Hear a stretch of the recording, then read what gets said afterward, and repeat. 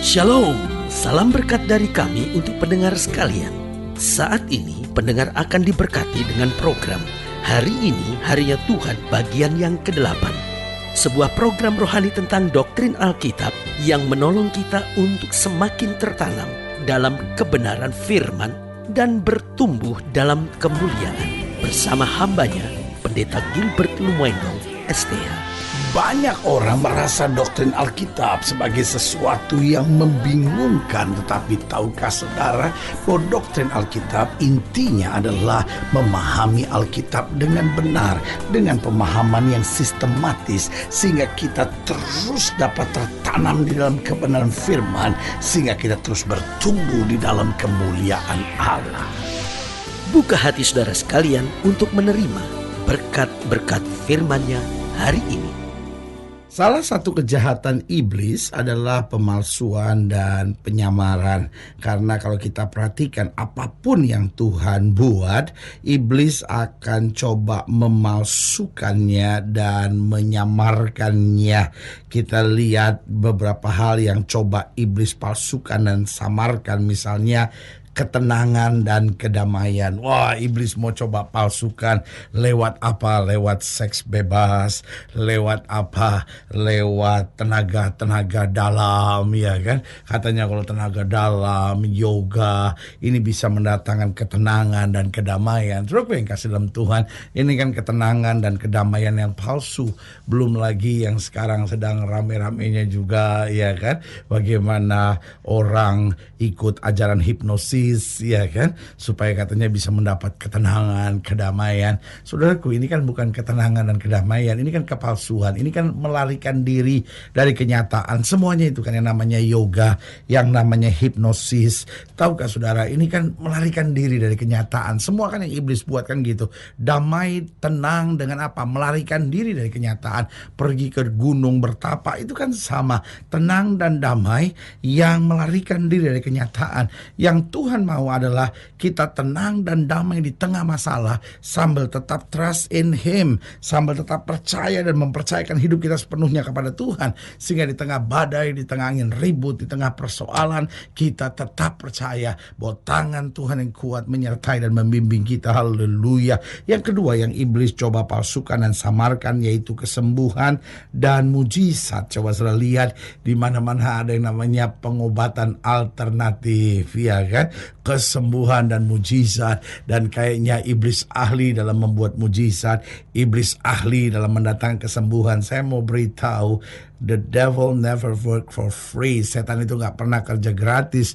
Kalau dia buat sesuatu yang kelihatannya baik, maka dia akan minta tumbal yang juga tidak sedikit, saudaraku yang kasih dalam Tuhan. Dan yang ketiga, apa yang coba iblis palsukan dan samarkan, yaitu keberhasilan dan sukses, ya kan? Sehingga kalau pakai cincin ini, ya kan, kalau pakai minyak ini digosok di mata, digosok di bibir, digosok di mana lagi, saudaraku yang kasih dalam Tuhan, katanya ini bisa akan berhasil, akan bisa sukses.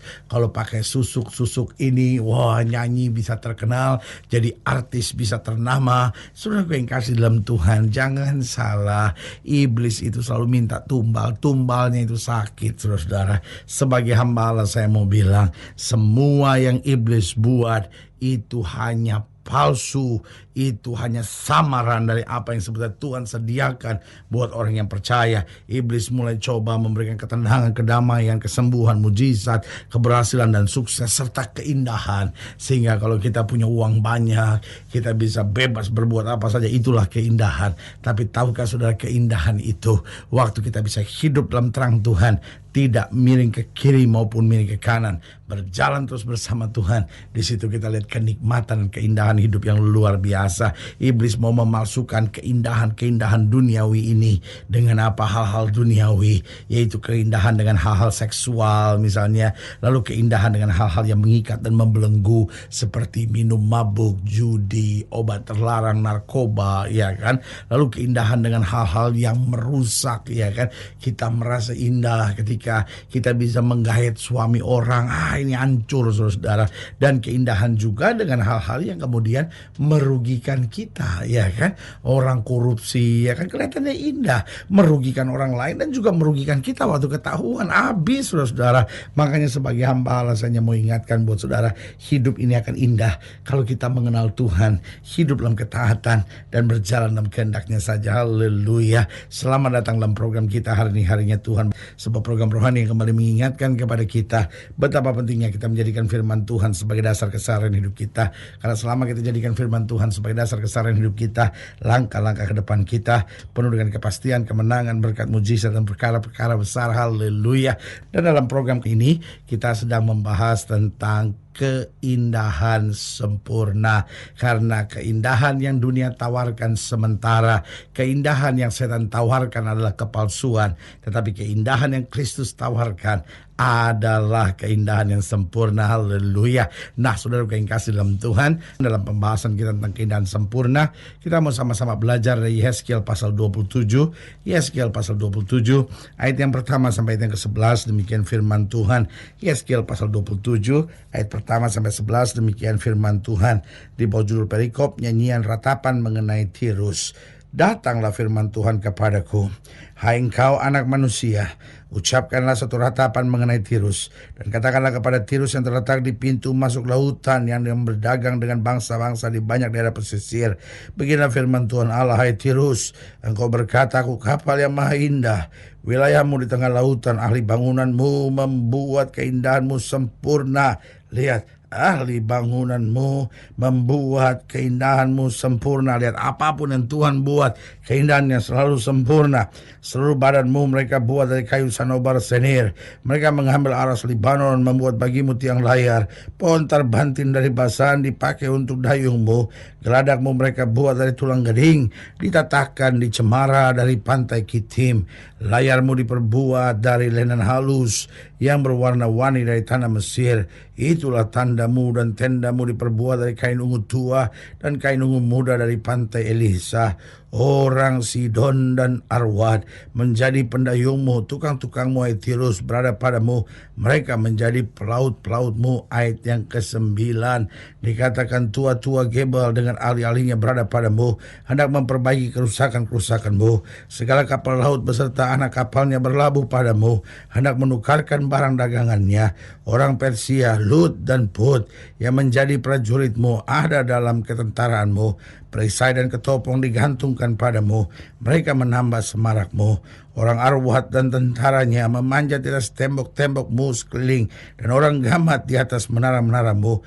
Mereka menggantungkan perisai-perisainya pada tembok-tembokmu sekeliling.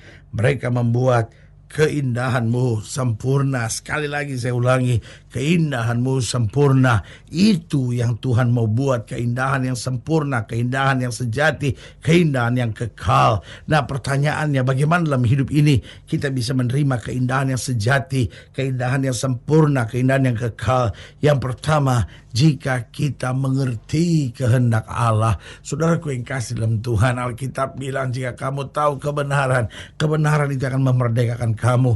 Dengan lain kata, kalau kita belum tahu kebenaran, kita akan terus terjajah, kita akan terus sengsara, kita akan terus menderita. Dan kalaupun kita kelihatannya menerima keindahan, keindahan yang kita terima hanyalah keindahan kepalsuan, keindahan sementara, keindahan yang menjebak dan kemudian menghancurkan hidup kita. Tidak sedikit orang melihat ini sebagai keindahan-keindahan yang luar biasa, tapi kemudian terjebak dan hancur binasa. Jadi keindahan yang sejati yang pertama, jika kita mengerti kehendak Tuhan dalam hidup kita. Yang kedua, keindahan yang sejati, keindahan yang sempurna, keindahan yang kekal akan kita terima jika hidup kita jadi berkat buat orang lain. Saudaraku yang kasih dalam Tuhan, hidup ini bukan soal apa yang berhasil saya rebut, tapi hidup ini soal berapa banyak yang saya bisa bagikan. Karena ketika kita bisa berbagi, kita bisa jadi berkat bagi orang lain, maka disitulah kita menerima keindahan. Tahukah saudara, lebih indah kita dapat mendengar orang berkata, terima kasih karena engkau aku tertolong, daripada orang berkata, ini ya, aku bisa menolong kamu sekedarnya. Karena kalau orang bilang ini ya, aku bisa menolong kamu sekedarnya, berarti kita punya hutang sama orang. Tapi kalau orang berkata, aduh terima kasih, kamu telah menjadi berkat buat hidup saya. Oh saudaraku yang kasih dalam Tuhan, ini luar biasa. Jadi keindahan yang sejati kita raih, kita rebut jika kita mengerti kehendak Tuhan. Yang kedua, jika hidup kita jadi berkat bagi orang lain.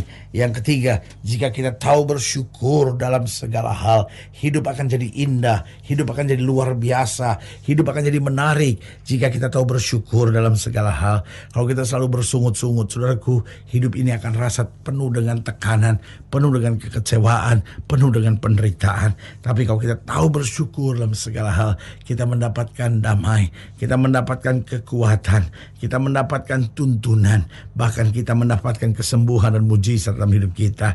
Dan yang keempat, yang terakhir, jadi ingat ya, keindahan yang sejati yang pertama kita dapat jika kita mengerti kehendak Tuhan. Yang kedua, jika hidup kita bisa jadi berkat buat orang lain.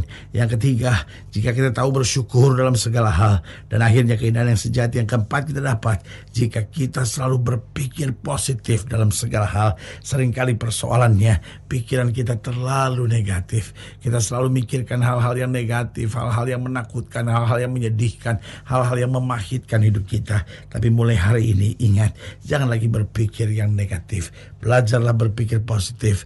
Allah kita adalah Tuhan yang mengasihi kita. Apapun yang Dia kehendaki pasti jadi. Apapun yang Dia tidak kehendaki tidak mungkin terjadi. Karena itu kita harus kuat, kita harus bersandar, kita harus jalan dalam terangnya saja. Haleluya. Saudaraku yang kekasih dalam Tuhan, jika saudara yang dilayani lebih jauh, hubungi kami melalui telepon, hubungi kami melalui surat, kunjungi website kami. Karena kami ada untuk membawa Bapak Ibu saudara senantiasa lebih dekat pada Tuhan dan mengalami kasih kuasa mujizat yang luar biasa. Haleluya. Secara khusus melalui program ini juga saya mau berdoa buat setiap orang yang sakit, setiap orang yang berbeban berat.